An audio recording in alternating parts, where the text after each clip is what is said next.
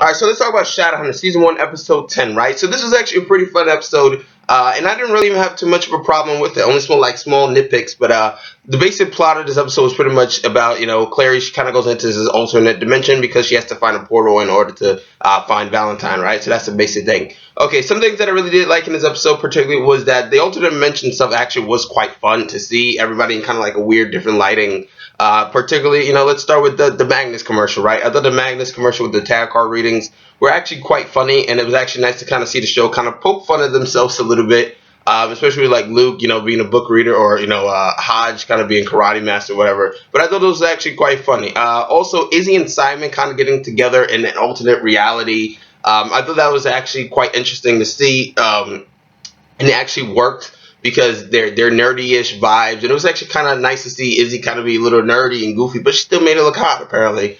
But her dancing was just kind of weird and kind of funny. But yeah, they actually bounced well off of each other, and I don't know if anybody else noticed it, but her accent kind of popped out more when she was kind of nerdy for some reason. But yeah, that was just me. Also, Simon seems like he's starting to kind of really sink into the vampire thing, right? He's starting to go back to that fun-loving Simon, the wisecracks and whatnot. And eventually, once he kind of helps Luke in this episode, the wolves kind of owe him. So that should be interesting to see how the wolves kind of owe Simon, particularly. Clary, I actually thought was pretty good, and pretty much everybody I thought was actually pretty good in here, mainly because they kind of showed a little bit different of acting ranges, particularly because they didn't, just stick with the same type of thing. They actually kind of played off of a different type of character from their own way. Some other things that really stood out to me, particularly in this episode, was what is it? The Valentine stuff, right? Now, Valentine, just in general, particularly, I thought he was actually quite good in here. I actually thought he was better as the good guy than as the bad guy. But him mentioning cosplay, that was kind of cringeworthy for me personally.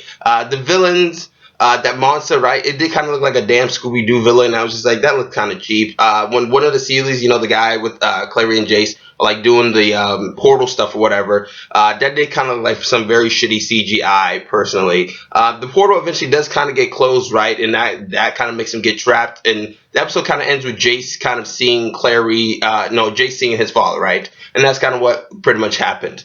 Also, some other nice things that I really did like was seeing that.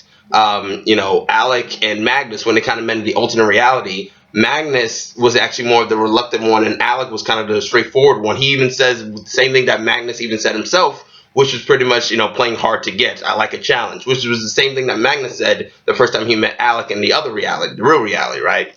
But also a couple other things was that I really did like the camera work, or per se, right? The way they kind of shot it, because they had a distinct style of how the real world that we kind of know as we've been seeing, and then the alternate dimension had a very different lighting. The real world was like more darker, and the alternate reality was more lighter and more fluffy of sorts. So I really did kind of enjoy that. But overall, this was actually a pretty good episode. There's really nothing that really bothered me personally, other than maybe the nitpicks. But at the very end, Jace sees his father, so that should be interesting. And now Clary and Jace are trapped, as I was saying.